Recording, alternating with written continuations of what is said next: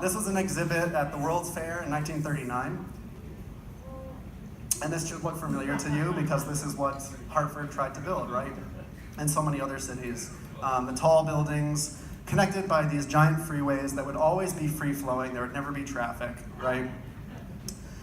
General Motors wasn't the only one pushing this idea. There was an architect named Corbusier who came up with this plan in the 1920s for, has anybody seen this before? It's for Paris. So this is what Paris would have looked like if they had followed this futuristic vision. Frank Lloyd Wright also dabbled in crappy urban planning. Disney did the same thing, right? This is a common theme about this futuristic motoring city. One thing you'll notice from all these depictions, though, is that they leave out the missing ingredient of the giant parking lots that would be needed to store all these cars, right? These visionaries weren't the only ones that left parking out of the picture. SimCity also decided to omit the parking. The developers have actually talked openly about this decision to leave parking out of the game. They said it would have been really boring. So they just said, you know, the cars, I mean, if you've seen this, the cars just pull up to the building and then disappear. And they go whatever. So obviously this is costing cities. I mentioned this staggering number of what parking spaces cost. It's costing all of us too, right? So there was a recent study that looked at parking across the country and found that garage parking adds $1,700 per year for the average apartment in the US. So if you have garage parking in your building, you might pay nothing for that parking space. You might pay $100, $150, but no matter what, your rent is covering the cost of this parking.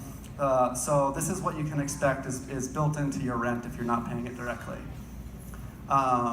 Anyone in here not have a car?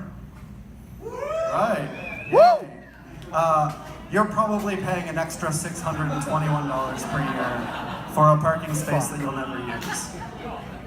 Right. And this is true everywhere we go. So if you get a hotel room with free parking, you're paying for that parking, whether you use it or not. Every time you go to a grocery store or a Walmart that has a giant parking lot, whatever you pay at the register is going to cover the cost of that giant half-empty parking lot. So like I said, it's never free.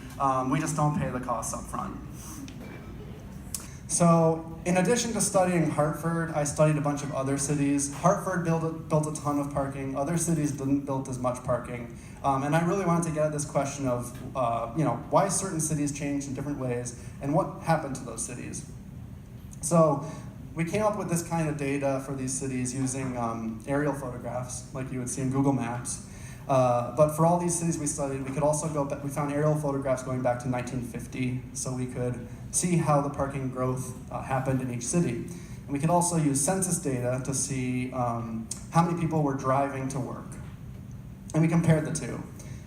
And between the years 1960 and 2000, we found that the more parking spaces that were added, the more people would drive to work. And it's a pretty clear relationship. More interesting than this is if you told us how many parking spaces a city built before 1980, we could pretty reliably predict how many people would start driving after 1980. So we were able to establish a causal relationship here. There's an asterisk because this is not because folks moved out of the cities, they were living in the suburbs and suddenly they had to drive into the city to get to work. This was just local commuters, so people who lived and worked entirely within the city, right? So what's happening here is, these are folks that used to be able to walk to work, to take the bus to work, right? And suddenly they found that they had a parking space at home, and they had a parking space at their office. And suddenly driving became the easiest thing to do, and really the logical thing for them to do.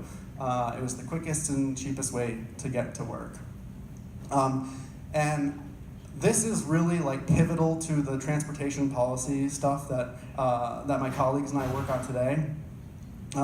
Because there's a bunch of research that shows that the availability and the price of parking is one of the most important things that affects our decisions about how we're going to get places, right? So we work with all these cities that are trying to build great transit and bike lanes and sidewalks and all these things to try and give people choices to get around other than driving.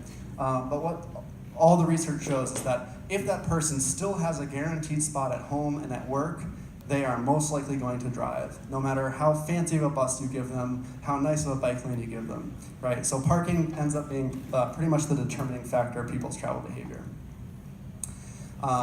So that's kind of the moral of the story here. I want to leave you with something for the next time that you're faced with taking a position on parking policy. Just ask yourself, what would Joe do? And I'm talking about Trader Joe's. Because they have such incredible parking, right? So what Trader Joe's has done is actually a really smart parking policy. They do two things. The first thing they do is they locate in places with good travel options. So Trader Joe's across the country build in places that have good transit, good walking, good biking. They build in dense mixed-use areas. So they know we're going to set up a grocery store where lots of people can shop here without ever having to get into a car, right? But if they were like most grocery stores, what they would then do is they would say, well, how busy do we think we'll get on the busiest day of the year? And let's make sure we build a parking lot that can accommodate that. That's how a lot of these parking decisions are made. They don't do that. They manage their parking. So they build limited parking. For anyone who's parked at Trader Joe's, there's not a lot of parking spaces, down on the first floor. It's very cramped. They basically took the space that they had underneath the building and crammed in as many parking spaces as they could. But they said, we're not going to build any more than what can fit in here. And then there's extra parking up above that's priced and it's shared. So if you go there looking for free parking and there isn't any available, you can probably always pay for a spot up above. And other folks can park there, can use that parking too. So if you're going to a restaurant or something else in the neighborhood, you can pay to use that parking. And you can be pretty sure that there's always going to be a parking spot available at the door. So this is basically the approach that works, that gets really efficient. It really efficient use of the parking, cuts down costs, gets people making smarter transportation choices because they're more informed about the trade-offs of the choices that they make, and everybody kind of wins on this. So that's all the time I have. My Twitter is very nerdy on this stuff, and the famous Donald Shoup that I mentioned earlier has a new book that you could pick up that I wrote a chapter for on this stuff. So I hope you do.